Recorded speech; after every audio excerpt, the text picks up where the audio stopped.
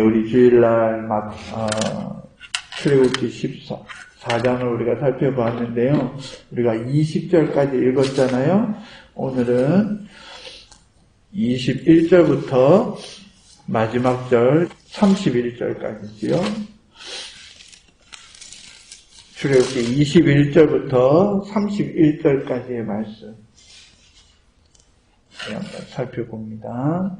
제가 한 절, 여러분이 한 절 같이 교독하도록 하겠습니다. 모세가 바다 위로 손을 내어민데 여호와께서 큰 동풍으로 밤새도록 바닷물을 물러가게 하시니 물이 갈라져 바다가 마른 땅이 된지라.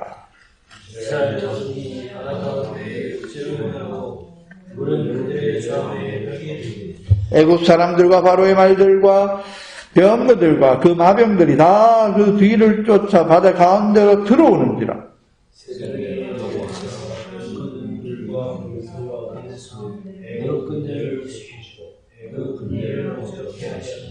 그 병거 바퀴를 벗겨서 달리기에 극난하게 하시니 애굽 사람들이 가로되 이스라엘 앞에서 우리가 도망하자. 여호와가 그들을 위하여 싸워 애굽 사람들을 치는도다. 여호와께서 모세에게 이르시되 내 손을 하나님이며 우리의 전사들과 그의 형제들과 마병들에게 다시 그리하라 하시니 모세가 곧 손을 바다 위로 내어 밀매 새벽에 미쳐 바다의 그 세력이 회복된지라. 애굽 사람들이 물을 거스려 도망하나 여호와께서 애굽 사람들을 바다 가운데 엎으시니 물이 다시 흘러 너그물과 기름들을 덮되 그의 길을 따라서 바다에 흘러 바다를 강하고 하나님은 주시지 아니하니까.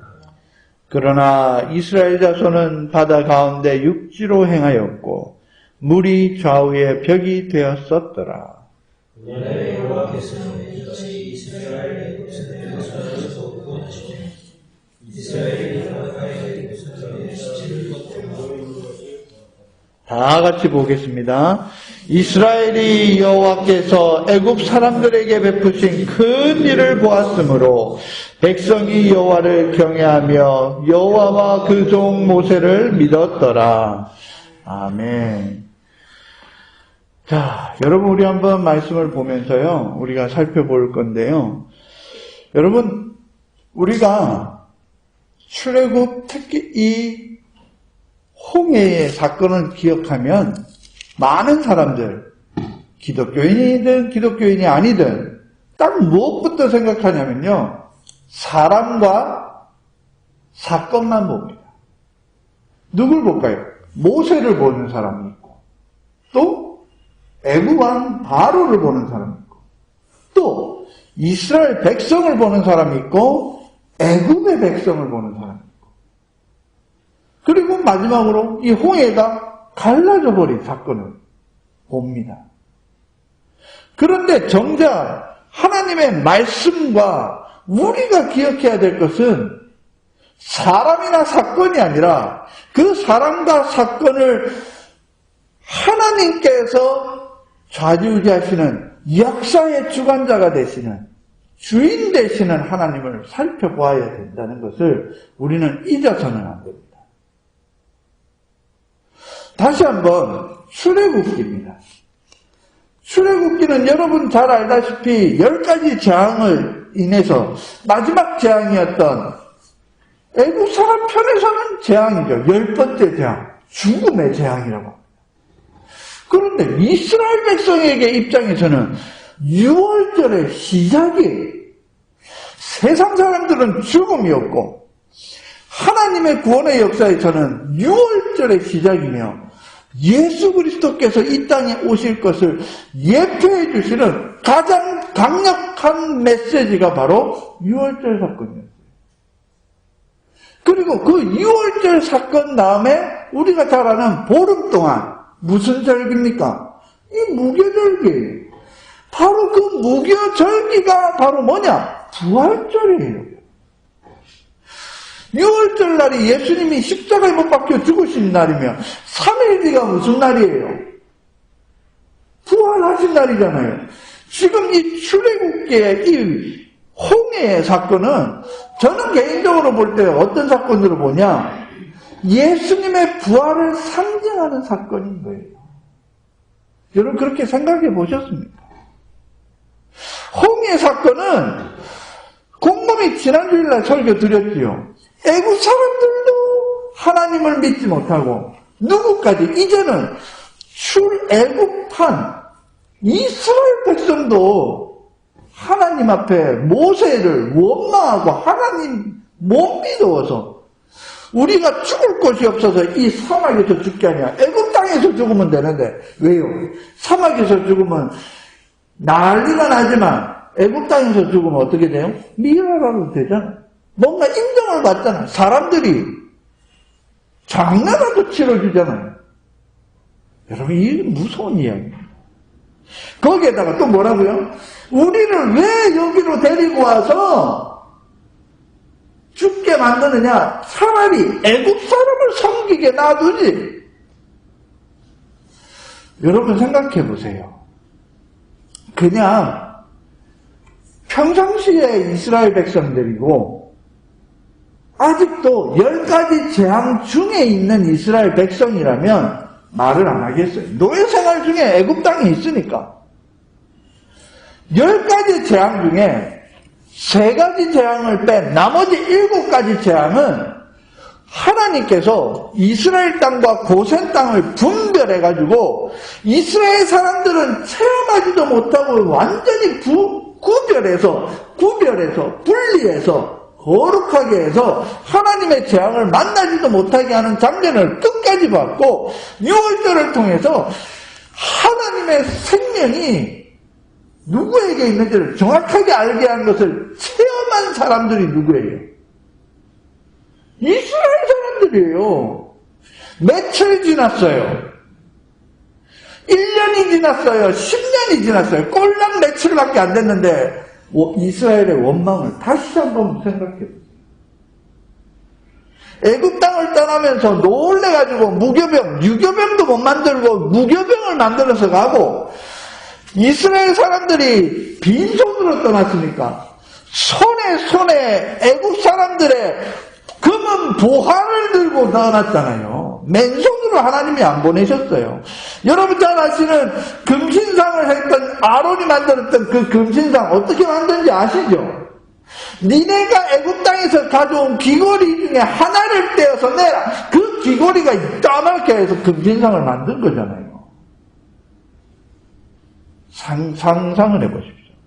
그랬던 이스라엘 백성들, 하나님의 구원의 역사를 바라봤던 이스라엘, 거기에 그걸로 끝났어요, 여러분. 구름기둥하고 불기둥, 지금 인류 역사상 전무후무한 구름기둥과 불기둥으로 이스라엘 200~300만 명을 휘감하면서 보호하면서 구름으로 갈아주면서 이스라엘 백성을 인도하고 있는데, 그런 상황을 먼저 생각해 보신 다음에 11절 다시 한번 보세요. 14장 11절. 그들이 모세에게 이르되 애굽에 매장지가 없으므로 우리를 이끌어내어 이 광야에서 당신이 죽게 하느냐? 어찌하여 당신이 우리를 애굽에서 이끌어내어 이같이 우리에게 하느냐? 여러분 이게 말입니까? 얼마나 큰 은혜를 받았고 얼마나 놀라운 기적과 이적과 놀라운 것을 경험했음에도 불구하고 지금 이 말이 어디에서 튀어나오는 말일까요? 저와 여러분은 안 그럴 것 같지요? 12절 우리가 여러분이 읽어주십시오. 시작.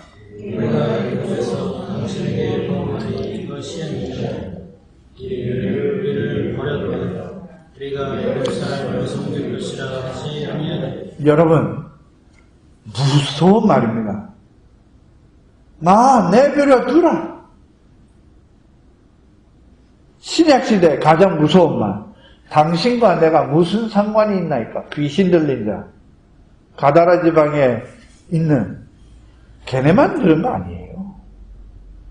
당신과 우리가 무슨 상관이 있나요? 오늘 본문에 내버려 두라.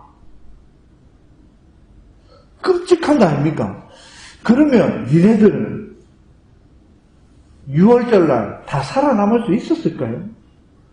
니네들은 그 9가지 재앙 중에 너가 그 10가지 재앙을 건너가면서 300만 명이나 되는 이스라엘 백성 중에 도대체 몇 명쯤 살아남았을까요? 그래도 내버려 두래요.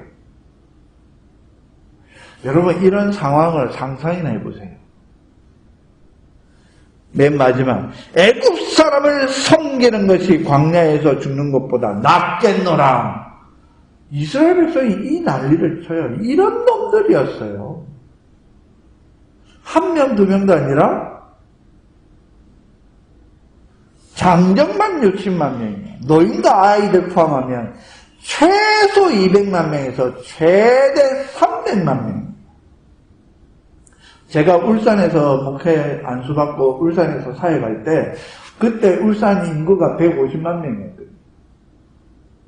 울산 인구 전체의 2배가 되는 사람들이 출애굽하면서 이스라엘 땅에서 나오고 있는데 그게 말이 되냐고. 자, 요 사건까지는 지난 주일인데 오늘 본문 말씀 뭐지요? 이제 홍해를 건너가는 거지요. 저는 왜 이렇게 딱 잘랐냐면요. 요 장면까지 딱 본 이스라엘 백성을 여러분이나 내가 하나님이라면 구원해 줄 마음이 생깁니까? 에라이 다 죽을 거라 그랬어. 구름기둥 싹, 불기둥 싹 거들고 가시면 그걸로 끝나는 거예요. 지금 이 말을 하고 있는 중간에도 구름기둥과 불기둥이 옆에 있다니까요. 여러분 상상을 해보세요. 어떻게 하면 이렇게 악독하고 노예 근성으로 이렇게 살 수 있을까요? 이런 사람들이 4,000년 전에 이스라엘 백성들만 있을까요? 아니면 저와 여러분이나 한국교회나 이 지역에 있는 한인교회들이나 얼마나 별반 다를 바 있을까요?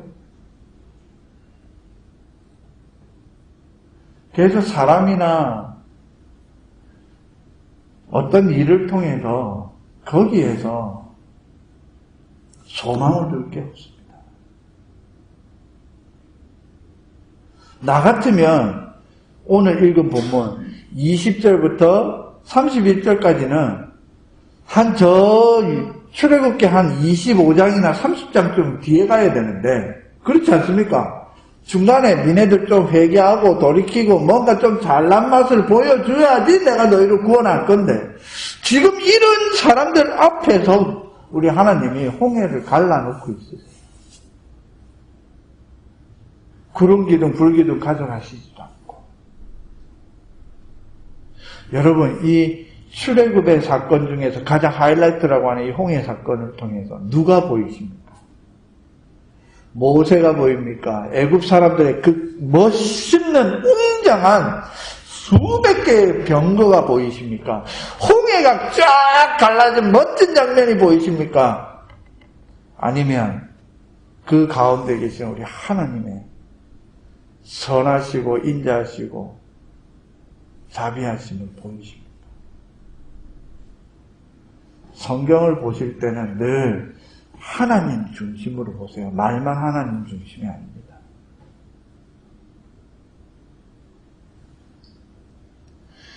여러분 25절 우리가 아까 읽었지요. 한번 보실까요? 그 병거 바퀴를 벗겨서 달리기에 극난하게 하시니 애굽 사람들이 가로되 이거는 제가 가끔가다 이런 장난을 많이 칩니다. 가로 열고 이렇게 성경 퀴즈 낼 때요. 요까지 딱 다 빼고 뭐만 딱 적냐면 여호와가 그들을 위하여 싸워 애굽 사람들을 치는도다. 이 말을 누가 했을까요? 이렇게 질문을 합니다. 성경 퀴즈 할 때. 누가 했을까요? 이스라엘이 했다. 아, 모세가 했다. 아, 아론이 했다. 아, 미디안이 했나? 누가 했어요? 애굽 사람들 지네 스스로 자기 자신의 이제 본 모습을 깨닫는 거예요.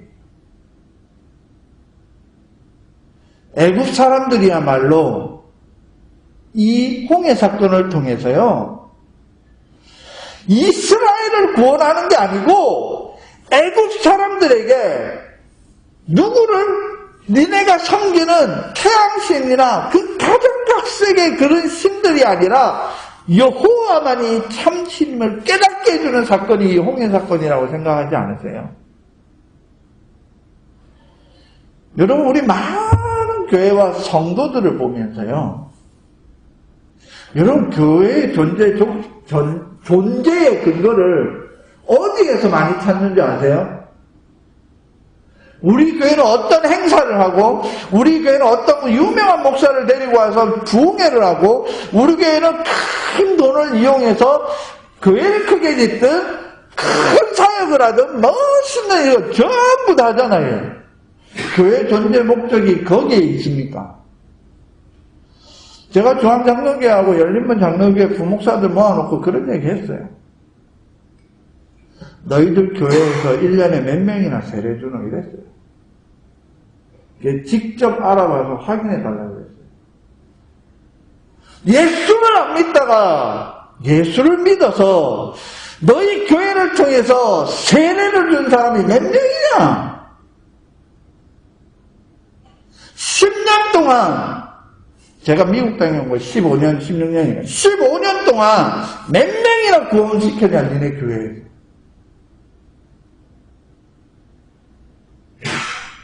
이 홍해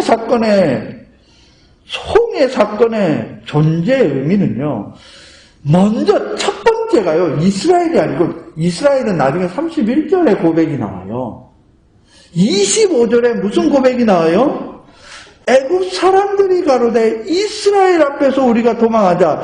여호와가 이스라엘을 위하여 싸워 애국 사람들 우리들을 치는도다.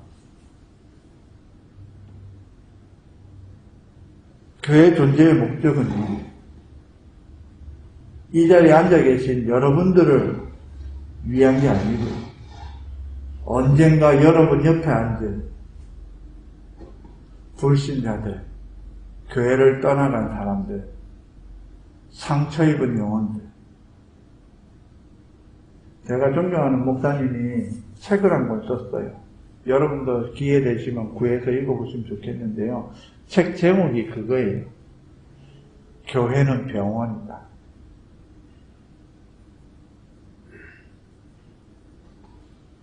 의사는 누구냐? 나 아닙니다. 여러분 아닙니다. 의사는 주님이지. 여러분 자꾸 오해하지 마세요. 성경의 주인은 모세도 아니고요. 아브라함도 아니고요. 이삭도 아니고요. 하나님이심을 기억하십시오. 그것을 자꾸 놓치면 우리 하나님이 모세 같으신가? 내가 아브라함을 닮았나? 난 바울을 닮았어. 장난하지 마십시오.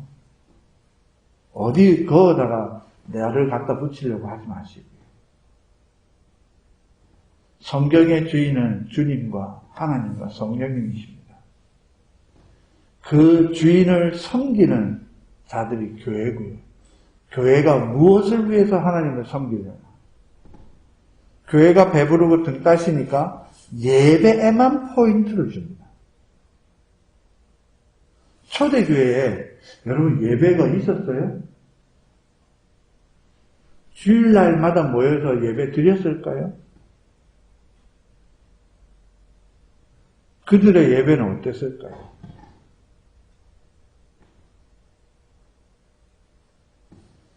다시 한번 모든 존재의 근원이 하나님이시고요. 그 하나님이 무엇을 원하십니까? 우리 고은 장로교회를 통해서요. 우리 교회가 어떤 영혼들을 주님께로 인도하고 어떤 영혼들이 쉼을 얻을 수 있는지를 여러분들이 가늠하실 수 있습니다. 특별히 금요일에 오시는 분들은 다시 한번 생각해 주세요. 제가 아는 목사님이 너무나 유명한 분이신데요. 담임 목사가 된 다음에 주일학교를 없앴어요.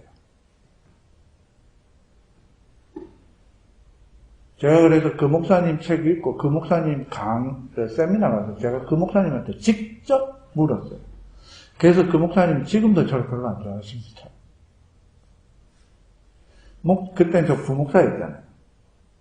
목사님 목회나 목사님 교회 입장에서 봤을 때는 부목사는 필요가 없으시네요.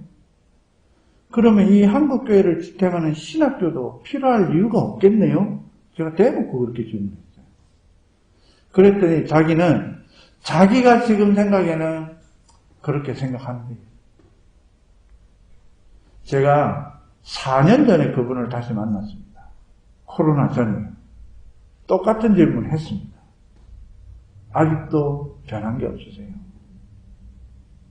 그런데 그 목사님 교회는요, 정말로 주일학교가 제가 볼 때 전 세계에서 제일 잘한다고 볼 수 있어요.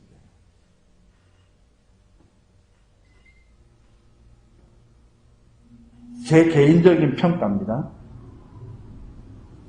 그런데 그 목사님 주일학교만 없앤 게 아니에요. 성가대도 없앴어요. 지금도 그 교회는 성가대 없어요. 1,500명 모이는 교회인데. 왜 없앴을까요? 주일학교나 성가대를요. 자기가 성가대나 주일학교를 싫어해서 없앤 게 아니고요. 곰곰이 보니까 성가대하고 주일학교는 가장 그 교회에서 일꾼들만 모이는 곳인 거예요. 성가대 출신들이 다 장로권사되잖아요. 그리고 주일학교 출신들의 성도들이 거기에서 교회의 기둥 같은 일꾼들이 나오잖아요. 그런데 주일학교하고 성가대를 통해서 교회는 잘 돌아갈지는 모르는데 그분들이 평생 전도를 못하는 거예요.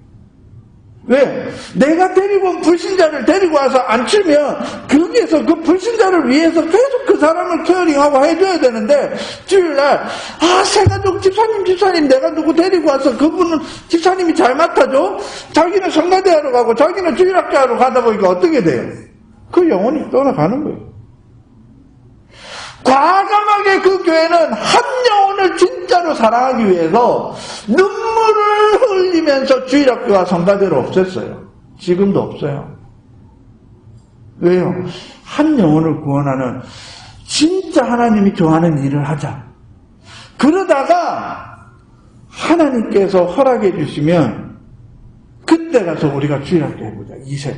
그래서 그렇게 돼서 20년 만에 그 교회는 제가 가장 존경하는 주일학교 하고 있어요.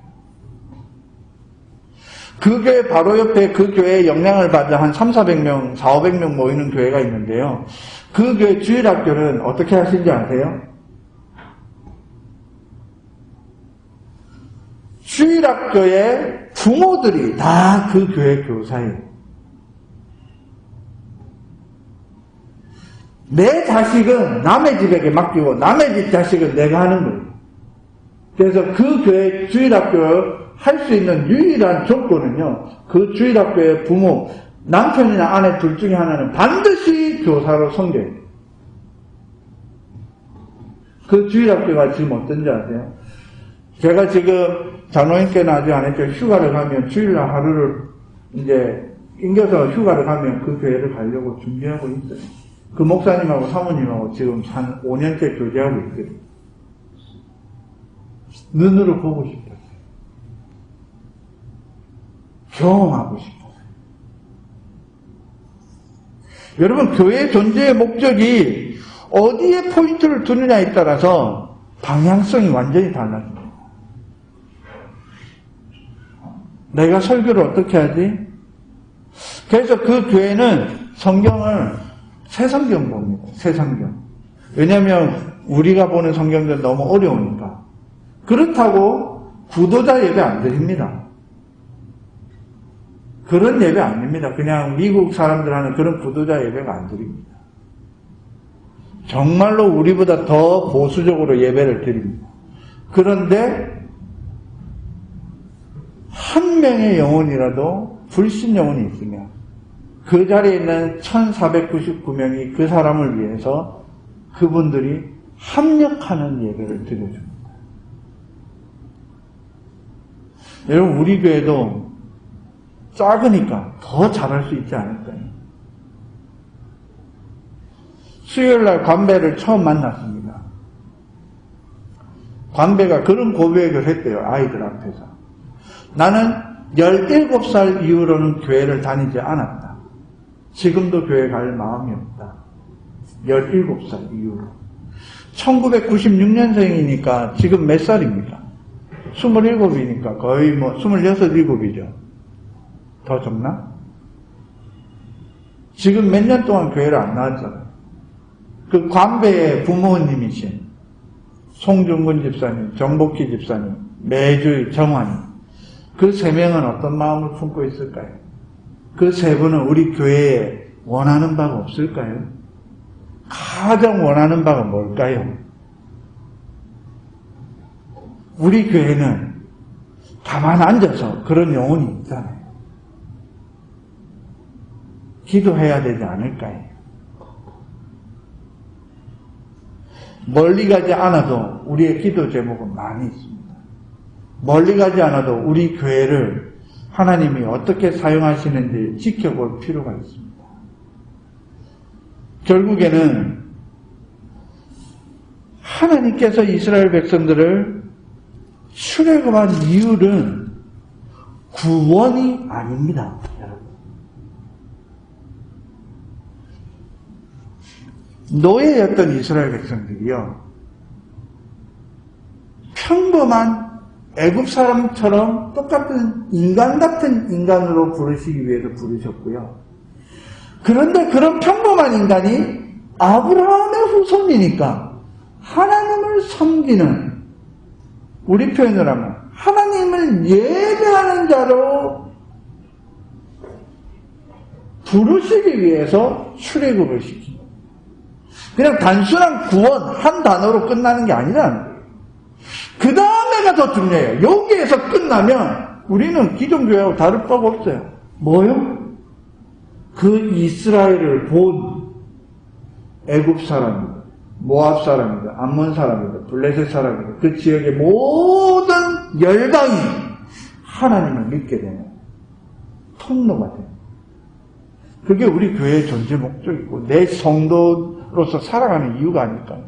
불신자가 신자가 되고, 신자가 성도가 되고, 예배하는 성도가 제자가 되고, 그 제자가 나중에 다시 다른 제자를 양육하는 제자가 돼요. 이러한 믿음의 성숙도를 우리가 봐야 되지 않겠습니까? 교회 안에는 그런 사람들이 혼재되어 있잖아요. 나이가 많고 직분이 많고 관계없어요, 여러분. 신경 쓰지 마세요. 31절 보겠습니다. 한번 보십시오. 여러분 한번 읽어주시겠습니까? 시작.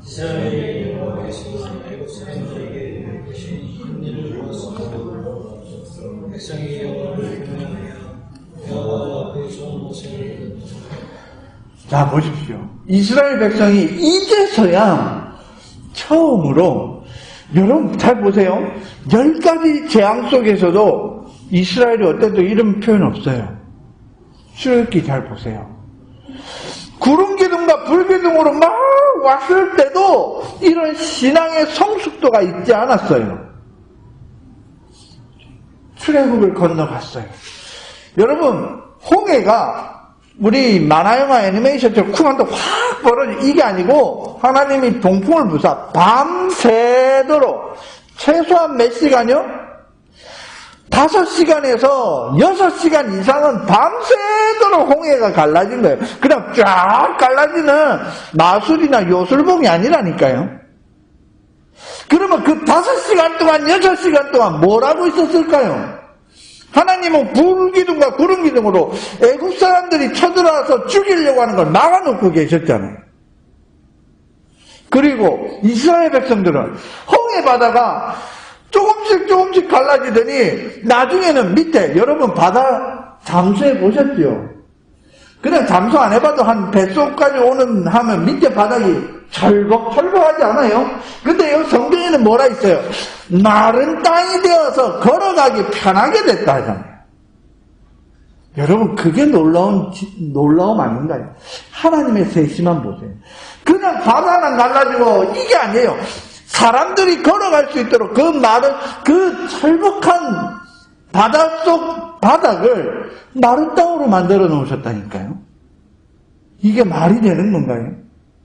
그래서 자연현상으로 그냥 쑥 벌어진 게 아니라 5시간 동안 동풍으로 말리신 거예요. 말리신 거. 그런 세심함이 있으신 거예요. 이제 새벽이 돼서 건너가는 거예요. 여러분, 제가 그랬죠. 울산 시민의 2배가 되는 300만 명이 걸어가려고 세보세요. 홍해바다가 홍해바다가 얼마나 넓은지 가장 좁은 길도 사람의 걸음으로 걸어가잖아요. 노인, 아이, 어른, 동물들 다 가야 되는데 한두 시간으로 건너갈 수 있는 시간이 아니에요. 그리고 나서 그 놀라움만 있는 게 아니라 이 애국 사람들이 죽어가는 모습을 봤습니다. 그제서야 뭐가 생겼다고요? 경외함이 생겼어요. 그 다음부터 모세와 누구를 믿어요? 여호와를 믿었더라 되어 있어요.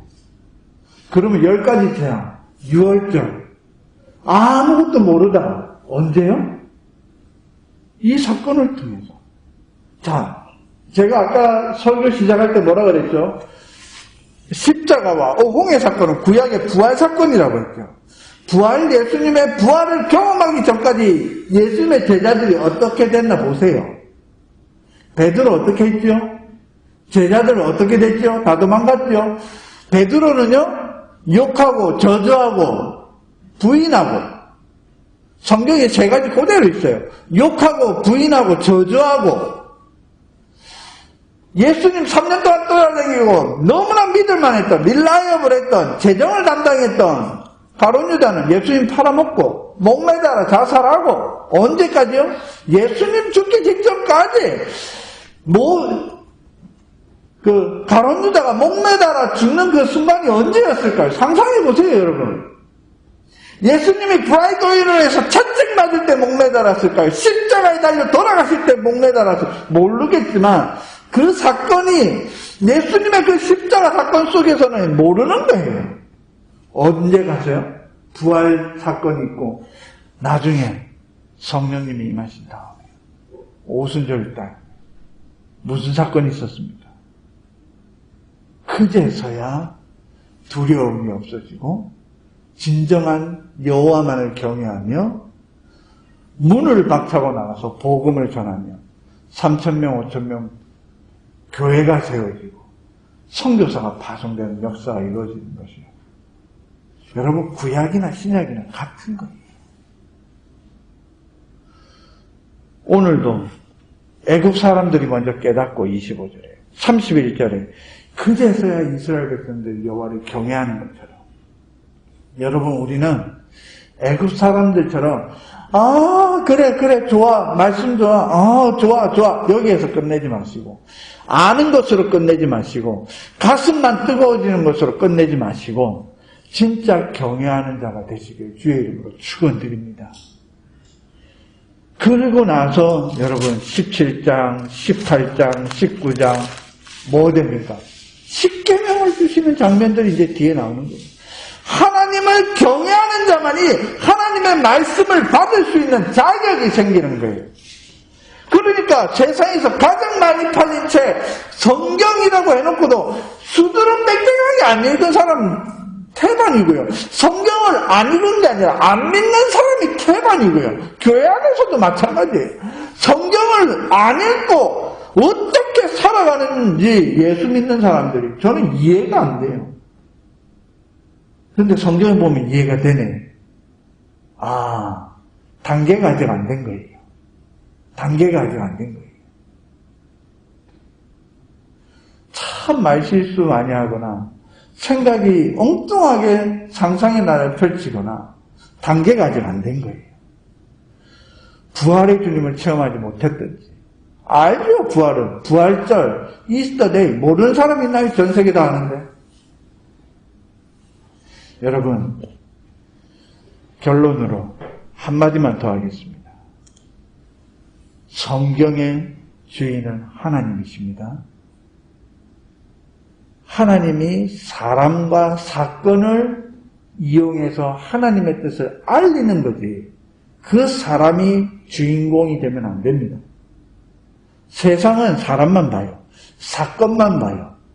그러나 우리들은 그 위에 계신 하나님이 선하시고 온전하시고 기뻐하신 뜻이 무엇인지 분별하는 그 원장로교회 되시길 주의 이름으로 축원드립니다. 기도하시겠습니다.